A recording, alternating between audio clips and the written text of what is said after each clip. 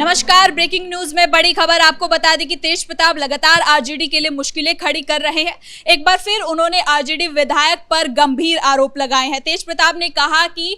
महुआ के विधायक मुकेश रोशन एक निकम्मे हैं और कहीं ना कहीं उन पर बहुत ज्यादा गंभीर आरोप लगाए हैं। तो इसी खबर पर ज्यादा अपडेट के साथ मेरे साथ मौजूद है कैपिटल टीवी के एग्जीक्यूटिव एडिटर राजीव सिंह जी। तो सर, तेज प्रताप ने एक बार फिर आरजेडी विधायक पर गंभीर आरोप लगाए और कहीं ना कहीं उन्हें निकम्मा साबित कर। देखिए, तेज प्रताप अब बहुत ही सधे हुए राजनीति की तरफ आगे बढ़ रहे हैं। तेज प्रताप मुकेश रोशन पर आरोप नहीं लगा रहे हैं, वे कहीं ना कहीं सीधे तौर पे तेजस्वी को घेर रहे हैं। क्योंकि इसके पहले भी देखिए कि लगातार वो जिस तरह से इनडायरेक्टली लालू को एक तरह से घेर रहे थे, लालू पे जो आरोप लगा रहे थे, और वो सीधे तौर पे नहीं, क्योंकि पिता का वो जो है, पिता पुत्र का वो है, लेकिन कहीं ना कहीं वो इसके माध्यम से वो ये बताना चाह रहे थे कि परिवार के बीच में सब कुछ ठीक नहीं चल रहा है और एक पार्टी जो कहीं ना कहीं यादवों के उसमें एक नुमाइंदे के तौर पे जानी जाती है, अगर उसका ये रवैया है तो पूरे बिहार को कैसे संभालेगी। और लालू के बाद फिर वो तेजस्वी पे आते हैं बड़ी चालाकी से, और तेजस्वी को भी वो घेरना स्टार्ट करते हैं कि कई बार वे कलम फेंकने के तौर पे या फिर अन्य वो जो भी उन्होंने देखा समझा चुनाव के दौरान या फिर राहुल की यात्रा के दौरान जो तेजस्वी पे आरोप लगाया या तेजस्वी को घेरने की कोशिश की, तो तेजस्वी के माध्यम से भी कहीं ना कहीं ये बताने की कोशिश की है कि तेजस्वी यादव बिहार के सीएम कैंडिडेट अच्छे नहीं हो सकते हैं, बिहार के सीएम अच्छे नहीं हो सकते हैं। अगर वो सीएम होते हैं तो यही सब कुछ देखने को मिलेगा। अब राजद के जो विधायक हैं, महुआ विधायक मुकेश रोशन पे वो हमलावर हैं, और साफ जैसे ही वो उनकी गाड़ी पहुंचती है महुआ में तो तुरंत गाड़ी से इत्तेफाक से उतर जाते हैं और उसके बाद वहाँ की गिट्टी उठा के कहते हैं कि ये यहाँ का विधायक बहुत निकम्मा है, काम ठीक से नहीं कराया है। तो ये वो सिर्फ मुकेश रोशन पे आरोप नहीं लगा रहे हैं, वे कहीं ना कहीं राजद विधायक के माध्यम से पूरे राजद को घेर रहे हैं, पूरी तेजस्वी की राजनीति को घेर रहे हैं कि आखिर तेजस्वी अगर बनते हैं सीएम या कुछ ऐसा होता है और आप इनको वोट देते हैं तो ऐसे ही काम होगा इनके राज में। दूसरी तरफ एक चीज़ और भी है कि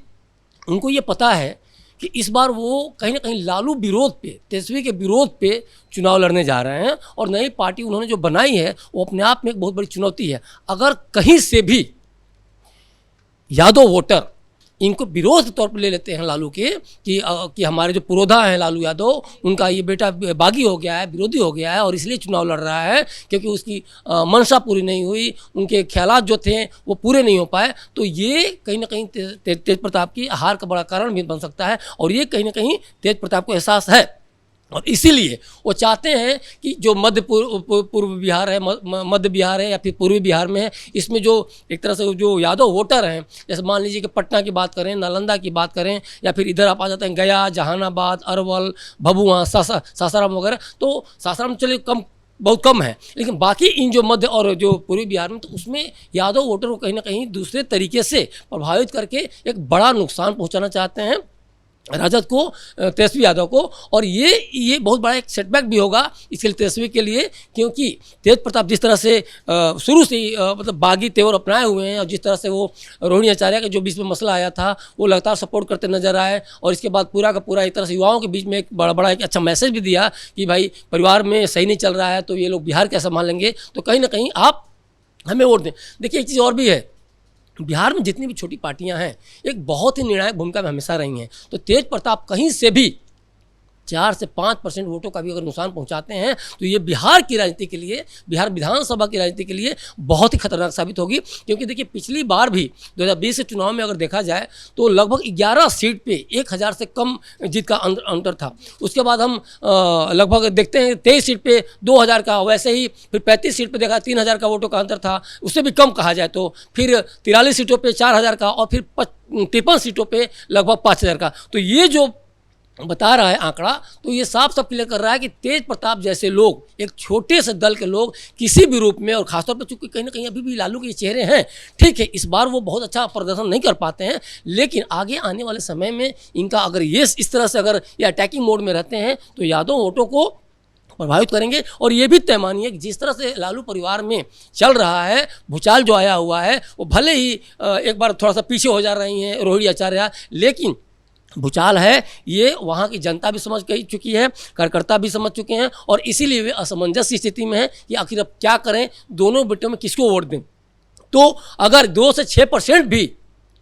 वोट प्रभावित होते हैं तो ये बड़ी जो पार्टियों को नुकसान पहुंचाने के मामले में छोटे पार्टी बहुत ही ज़्यादा खतरनाक साबित हो सकते हैं। दूसरी बात एक चीज़ और है कि जो पिछले विधानसभा में देखा जाए तो जो एनडीए था या फिर जो महागठबंधन था उसके जो वोटिंग का जो अंतर था मात्र 0.3% था। मतलब उसको 37.26% एनडीए को मिली थी वोट और इनको मिला था 37.23%। तो ये जो 0.3 का अंतर है तो यहाँ जो किंग मेकर की भूमिका एक तरह से आ जाती हैं, वहाँ ये छोटी पार्टियाँ ही आ जाती हैं। और इसीलिए तेज प्रताप यादव वोटों को प्रभावित करके ये तरह तरह का आरोप लगा के या ये चीज़ों को सामने ला के ये बताने के लिए कि नहीं अगर ये तेजस्वी आते हैं तो कम ये अच्छा शासन नहीं देंगे या फिर से जंगल राज आ जाएगा। क्योंकि देखिए इनको एक चीज़ पता है कि किसी भी रूप में अगर हम बहुत अच्छा प्रदर्शन नहीं कर पाते तो कम से कम जितना ज़्यादा हम अपने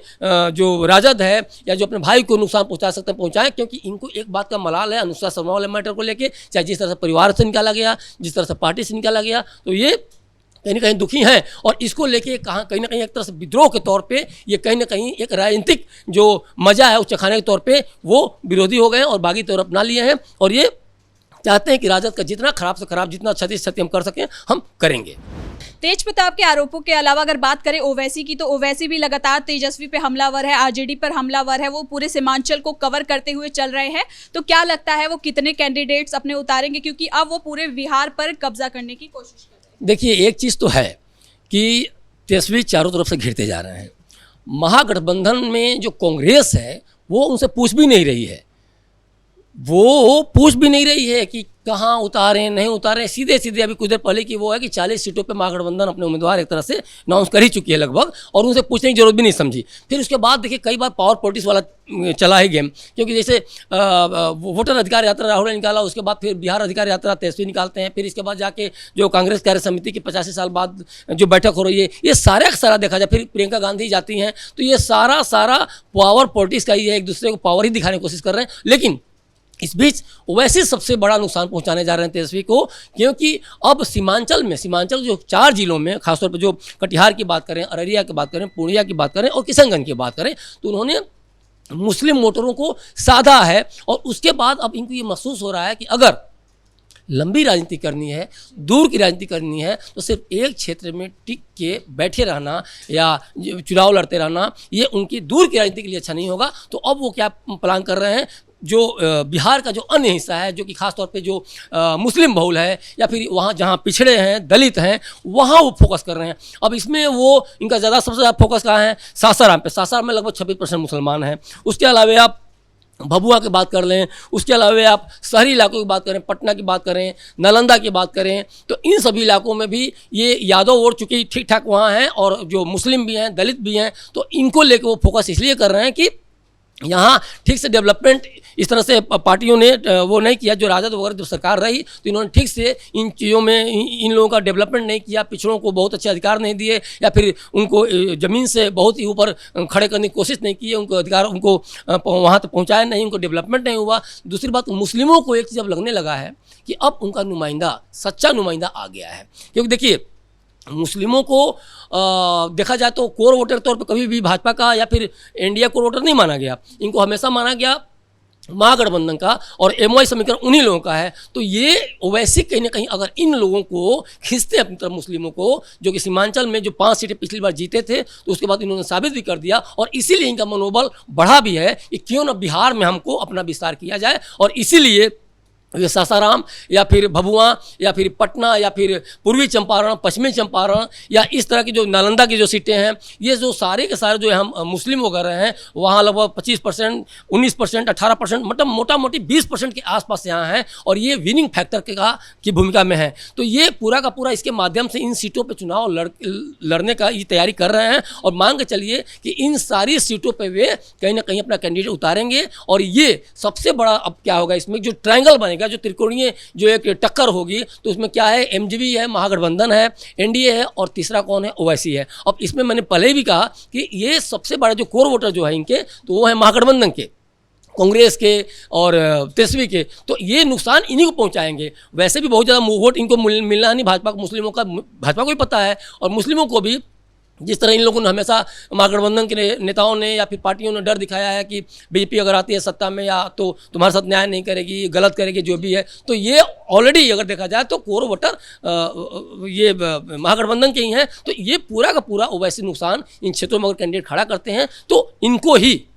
महागठबंधन के नेताओं को ही, चाहे वो राजद को कहें या फिर कांग्रेस को कहें, इन्हीं लोग नुकसान पहुंचाएंगे और एक बहुत बड़ी भूमिका में ये निकल के आएंगे। और हो सकता है कि बिहार में ये बहुत बड़े भूमिका में, एक तरह से देखा जाए तो किंग मेकर की भूमिका में आ जाए, और इसके माध्यम से वो देखा जाए तो राज्य में भी, राज्य के बाहर भी, जो देश के लेवल पर देखा जाए तो यहाँ भी इनकी बहुत बड़ी भूमिका तैयार हो सकती है आने वाले समय में। बहुत बहुत शुक्रिया सर आपका इन तमाम जानकारी के लिए। तो कुल मिलाकर तेज प्रताप यादव लगातार आरजेडी पर हमला है, अब वो सीधे आरजेडी के विधायकों को अपना निशाना बना रहे हैं। तो अब देखना होगा कि तेजस्वी या फिर लालू यादव की तरफ से कोई प्रतिक्रिया निकलकर सामने आती है या नहीं। फिलहाल इस ब्रेकिंग में इतना ही। कैमरा पर्सन कुणाल के साथ मैं सृष्टि शाह।